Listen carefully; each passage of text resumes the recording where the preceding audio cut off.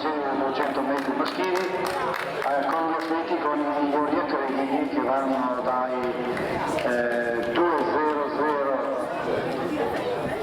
di Persini Simone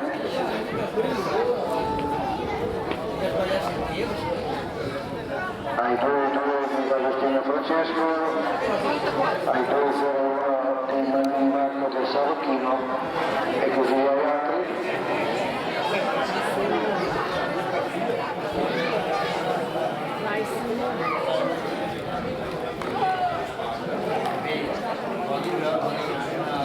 Si stanno già presentando addirittura l'arrivo del primo giro.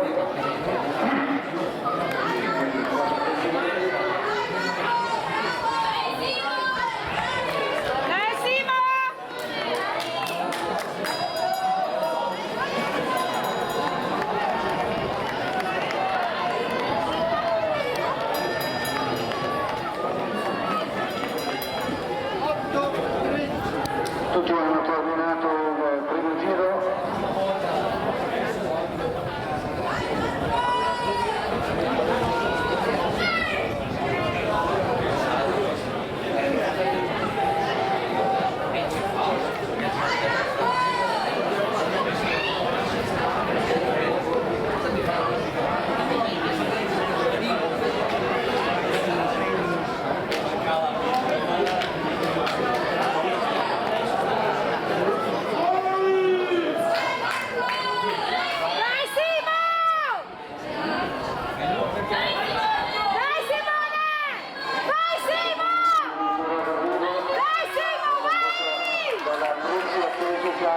Che va a vincere questa categoria,